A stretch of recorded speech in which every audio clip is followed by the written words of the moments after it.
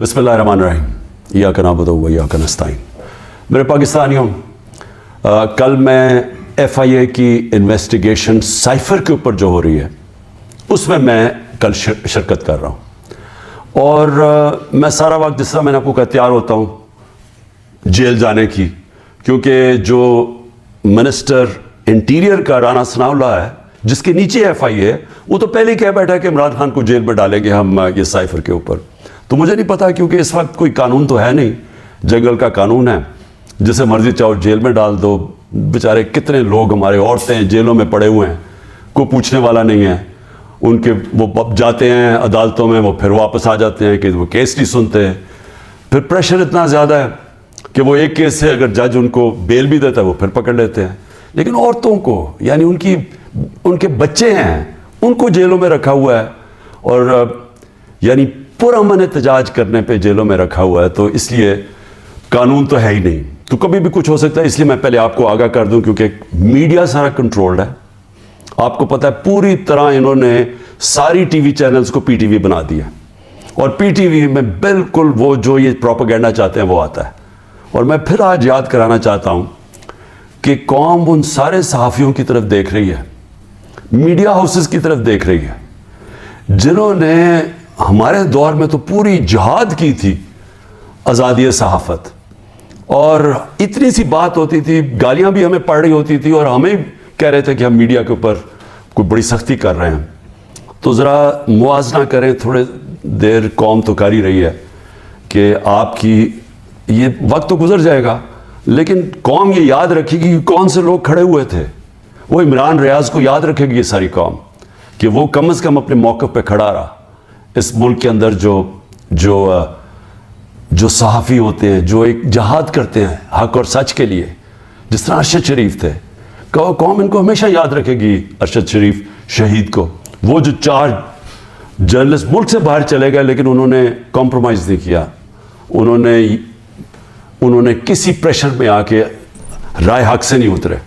वो जिनको यहाँ मारे पड़वाई गई, जलील किया गया, और वो जो जिनके बड़े नाम हैं और पुराने सहाफ़त में नाम है, हम तो कौम उनको भी देख रही है और उनको सलाम कर रही है, और उनको भी देख रही है जिनके ज़मीर मर चुके हैं। तो मैं FIA का ज़रा आपको समझा दूं कि ये केस है क्या। ना तो अभी तक मुझे कोई क्वेश्चनर मिला है कि ये मेरे से क्या पूछना चाहते हैं, तो मेरी कोई तैयारी नहीं है। लिखा ये हुआ कि जी अपने साथ डॉक्यूमेंट्स लेके आएँ। मुझे यही नहीं पता कि आपने पूछना क्या, तो डॉक्यूमेंट्स में क्या लेके आऊँ। और फिर से मैं ये कह दूं कि आपके इंटीरियर मिनिस्टर तो फैसला कर बैठा है, वो तो जज जूरी एक्सिक्यूशन है कि जेल में डाल रहे उसको। तो आपके लिए इशू है क्या। साइफर फिर से मैं आपको याद करा दूं, साइफर होता क्या है। एक खुफिया जो कम्युनिकेशन होती है, खुफिया जो पैगाम भेजा जाता है, पाकिस्तान के एम्बेसडर्स जो फॉरेन ऑफिस को पैगाम भेजते हैं, वो एक खुफिया कोड के मुताबिक भेजते हैं, उसको साइफर कहते हैं। तो वो जो साइफर होता है, ये बड़ा ज़रूरी है आपने समझना, वो वाकई उसको सीक्रेट रखना, उसको खुफिया रखना बहुत ज़रूरी है। क्योंकि एक दफ़ा वो कोड दुनिया को पता चल जाए, तो सारे जितने भी आपके एम्बेसडर्स खुफिया मैसेजेस भेज रहे होते हैं फॉरेन ऑफिस बाहर की दुनिया से, वो सारे पब्लिक हो जाएंगे, जिस तरह विकी लीक्स के अंदर पब्लिक हो गए थे। याद रखें, विकी लीक्स में अमेरिकन एम्बेसडर्स जो डॉक्यूमेंट्स भेजते थे, जो कम्युनिकेशन भेजते थे अपने स्टेट डिपार्टमेंट को, वो सारे पब्लिक हो गए थे। और उसमें कई इंकशाफ हुए, जिसमें देखने वाले जो पाकिस्तान के अंदर हमारे सियासतदान वो क्या बातें कर रहे थे एम्बेसडर से, वो भी देखने वाले हैं कि कितने दोगले थे। और उन्होंने, मैं ये अल्लाह का शुक्र है, मैं ये कहता हूँ, उन्होंने कहा कि एक आदमी है जो हमारे से बात करता है, वो पब्लिक से करता है। बाकी उन्होंने कहा बाकी जितने पॉलिटिशियन हैं वो हमें कुछ कहते हैं, पब्लिक में जाके कुछ कहते हैं। बहरहाल, तो वो साइफर को सीक्रेट रखना बड़ा अहम है। तो क्या इमरान खान ने वो जो साइफर जो कोड थी उसको पब्लिक किया? अब ये आप समझ जाएं कि जो साइफर आता है फॉरेन ऑफिस के अंदर, वो कभी किसी के पास नहीं जाता, वो सिर्फ फॉरेन ऑफिस में रहता है, वो चोरी नहीं हो सकता, वो फॉरेन ऑफिस में पड़ा होता है। जो हमारे पास आता है और जिसमें prime minister, president, army chief, ISI का चीफ, और फिर एक जाता है उसका जो जाता है कैबिनेट सेक्रेटरी के पास, ये याद रखें कि ये वो साइफर नहीं जाता, ये साइफर का जो मफहूम होता है वो अपने लफ्जों में लिख के हमारे पास पहुंचता है। तो साइफर फॉरेन ऑफिस में रहता है, वो कभी वो ना चोरी हुआ है, ना वो और कोई देख सकता है, ना प्राइम मिनिस्टर, हम कोई नहीं देख सकते, क्योंकि ये साइबर सिक्योरिटी का कानून है जो कि कैबिनेट डिवीजन बताती है इनको, फॉरेन ऑफिस को। तो पहले तो ये साइड पे कर दें कि साइफर का जो कोड था वो कभी भी पब्लिक नहीं हुआ, किसी ने नहीं वो देखा, बशमूल प्राइम मिनिस्टर के, हमने किसी ने नहीं वो देखा। हमारे पास वो आया कि वो साइफर के अंदर एम्बेसडर असद मजीद और डोनाल्ड नून ने क्या बातचीत की, वो हमारे पास आया। अब वो आप सबके लिए वो मैंने बड़े एहतियात से उसको, जब मेरे सामने आया तो बड़े हमने एहतियात की। क्या किया हमने? सबसे पहले उसको फैसला किया आपस में कि हम ये पब्लिक नहीं, अभी इसके ऊपर बात नहीं करेंगे, क्योंकि OIC की कॉन्फ्रेंस थी पाकिस्तान में 22 और 23 मार्च को, तो साइफर आ चुका था 6 मार्च का। हमने उस कॉन्फ्रेंस की वजह से हम चुप करके बैठे रहे कि क्योंकि बाहर से मिनिस्टर आ रहे हैं और शोर में जाता है इसका, तो हमने कहा मुल्क को नुकसान पहुंचेगा। हालांकि जो साइफर के अंदर चीज़ें हैं वो मैं आपको बताऊं, उससे बड़ा नुकसान मुल्क को क्या पहुंचना था कि पूरी साजिश हुई गवर्नमेंट गिराने की, रजीम चेंज की। 27 तारीख को मैंने जलसे में जो एक कॉपी लहराई वो साइफर नहीं था, जो साइफर के अंदर पैगाम था, तो वो मैंने बताया। और मैंने तब भी मुताद रहा, मैंने ये नहीं बताया कि मैंने कहा ये बड़ा सेंसिटिव है, मैंने लिख के बताया कि मैं सिर्फ कोई गलत बात ना कह दूं, क्योंकि इंटरनेशनल रिलेशंस है, हमारी दूसरे मुल्कों के साथ ताल्लुकात हैं, वो ना खराब हो जाए। उसके बाद मैंने कैबिनेट में रखा, कैबिनेट के सारे मेंबर्स को बताया गया कि ये साइफर आया है, और ये समझ लें कि ये कितनी बड़ी इस मुल्क से, मैं समझता हूं कि ये कितनी बड़ी मुल्क की तौहीन हुई कि एक बाहर का एक ऑफिशियल वो पाकिस्तान के एम्बेसडर को कह रहा है कि अपने प्राइम मिनिस्टर को अगर तुमने ना हटाया, वोट ऑफ नो कॉन्फिडेंस, जो फिर से मैं याद करा दूं कि अभी आई नहीं थी, तो पाकिस्तान के लिए मुश्किलात होंगी, और अगर उसको हटा दिया तो सब कुछ माफ हो जाएगा। ये था साइफर में।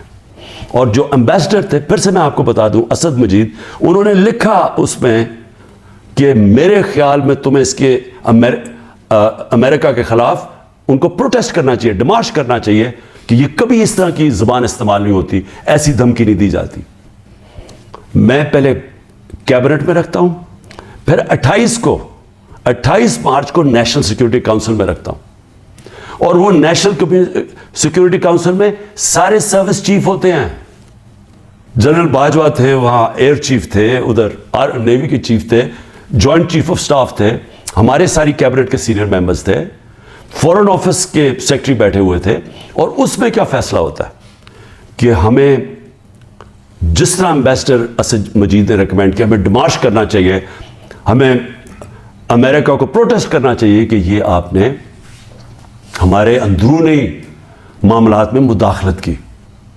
तो जब वो उसमें आ गया नेशनल सिक्योरिटी काउंसिल में और डिमार्च कर दी, तो जो उसकी जो साइफर के अंदर चीजें लिखी हुई वो तो पब्लिक हो गई, क्योंकि जब आपने पब्लिक एक स्टेटमेंट दे दी कि कह दिया कि हमने इनकी इसकी किया, तो वो तो सीक्रेट तो ना रहा वो, क्योंकि डिमार्च ने आपने किस पे, तो ये चीजें सामने आ गई नेशनल सिक्योरिटी काउंसिल में और कैबिनेट में भी डिस्कस हो गई। उसके बाद पार्लियामेंट के अंदर हमने इन कैमरा सारे ऑपोजिशन लीडर्स को बुलाया कि आपको पता होना चाहिए कि किस तरह की पाकिस्तान में तौहीन हुई। सारे ऑपोजिशन लीडर्स ने मना कर दिया जाने का, क्योंकि ये सारे हिस्सा थे इस साजिश के। मैं कोशिश कर रहा हूं कि सारे मुल्क को बताओ कि कौम की कितनी तौहीन हुई है, ये मना कर देते। फिर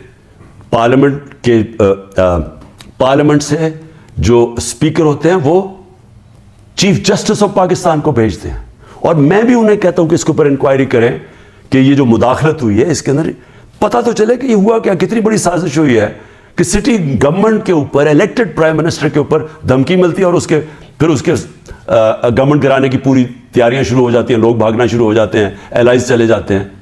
और ये पैगाम किसको था? मुझे तो पता था पैगाम किसको है, जनरल बाजवा के लिए पैगाम दिया गया था, क्योंकि उसी के पास पावर थी ना गवर्नमेंट गिराने की, बाकी तो कोई प्राइम मिनिस्टर को नहीं हटा सकता था।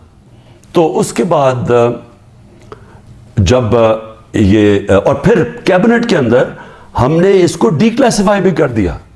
تو مجھے ابھی تک یہ نہیں سمجھ آ رہی کہ ایف آئی اے چاہتی کیا ہے کہ جب سائفر تو سیف, جس طرح ثناء اللہ نے کہا وہ فورن آفس میں پڑا ہے, وہ تو اس کے اوپر تو اس کا تو کسی کو پتہ ہی نہیں ہے جو سائفر کی کوڈ ہے.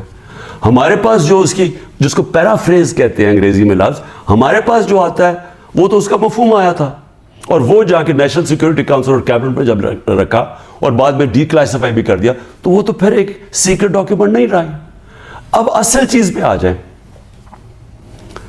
کہ کیا کسی ملک میں کوئی بتا سکتا ہے, ہمارا تو 25 کروڑ کی آبادی ہے, کسی 50 لاکھ کی آبادی, چھوٹے چھوٹے نیوزی لینڈ جیسے شہر, چھوٹے سے یعنی ملک, اور کتنے ہیں ایسے, ہالینڈ ہے, چھوٹے چھوٹے شہر ہے, چھوٹی چھوٹی آبادی ہے. کوئی تصور کر سکتا ہے کہ کسی ملک سے امریکہ کا کوئی بھی جس طرح آفیشل وہ جا کے اس کے ایمبیسڈر کو کہے کہ اپنے پرائم منسٹر کو گرا دو, نہیں تو ہم تمہیں یہ کر دیں گے. جب امریکہ نے رجیم چینج کیا ہے پہلے, تو جو خود ہی ان کے سی آئی اے کے اور MI6 کے جو پیپرز ڈی کلاسیفائی ہوئے ہیں ان میں کیا چیز نکلی, مصدق کی گورنمنٹ گرائی گئی, رجیم چینج کیا گیا 1950 کی دہائی میں, تو وہ تو کوئی سائفر نہیں بھیجا وہاں, وہ تو کوئی ایمبیسڈر سے پیغام نہیں بھیجا, وہ تو پہلے پوری سازش کی گئی اپوزیشن کے ساتھ مل کے, میڈیا کے ساتھ میڈیا میں پیسہ چلا, پہلے اس کو برا بھلا کہا گیا, اور پھر ان کے آرمی چیف کے ذریعے اس کی گورنمنٹ گرا دی. اور پھر دوسری 70 کی دہائی میں چلی کے اندر ایلیندا کو, پریزیڈنٹ ایلیندا کو گرایا گیا, اور وہ بھی کوئی کسی نے سائفر نہیں بھیجا, انہوں نے ان کے آرمی چیف کے ذریعے اس کی گورنمنٹ گرا دی, کو کر دیا. تو جب رجیم چینج ساؤتھ امریکہ میں بھی ہوتا ہے تو اس طرح تو پھر بھی نہیں ہوتا کہ پہلے وہ کوئی ایمبیسڈر سے دھمکی دی جائے. تو میں آخر میں یہ کہنا چاہتا ہوں اپنی قوم سے کہ دیکھیں, یہ کوششیں ساری ہو رہی ہیں کسی نہ کسی طرح عمران خان کو راستے سے ہٹانے کی. یہ پوری ہر چیز کے پتہ نہیں 180 کیسز ہیں, اور ایک اور وارنٹ بھی نکلائی ہے, الیکشن کمیشن کی توہین ہو گئی. یہ دنیا میں آپ نے نہیں کبھی سنا, عدالتوں کی تو توہین ہوتی ہے, الیکشن کمیشن کی توہین ہونے وارنٹ نکلائیں. پوری کوشش ہے کسی نہ کسی طرح اس کو جیل میں ڈال دیں. میں کھڑا ہوں, جیل کے لیے بھی تیار ہوں, لیکن قوم کو میں یہ بتا دوں کہ میں انشاءاللہ ہر کیس کا ثابت کروں گا اسی ملک میں بیٹھ کے کہ ہر کیس انہوں نے جعلی بنایا, بوگس بنایا, اور ہر کیس جب عدالت میں جائے گا, جب سنا جائے گا, کوئی جج بھی سزا نہیں دے سکتا پورا کیس سن کے, کیونکہ یہ سارے جعلی کیسز ہیں. اور اس کا مقصد اس ملک میں انصاف نہیں لانا, اس ملک میں انصاف کی قبر کھودنی ہے, تاکہ کسی طرح جنگل کا قانون جو طاقتور ہے وہ کسی طرح اس ملک کی جمہوریت بھی ختم کر دے, وہ طاقتور اس ملک کی عوام کی آواز ختم کر دے, وہ اس ملک کی سب سے بڑی پارٹی کو کسی طرح ختم کر دے, اور کسی نہ کسی طرح یہ چوروں کا ٹولہ جو 30 سال سے ملک کو لوٹ رہا ہے کسی نہ کسی طرح اس کو پھر اوپر بٹھا دے. یہ ہے ساری گیم. پاکستان زندہ باد.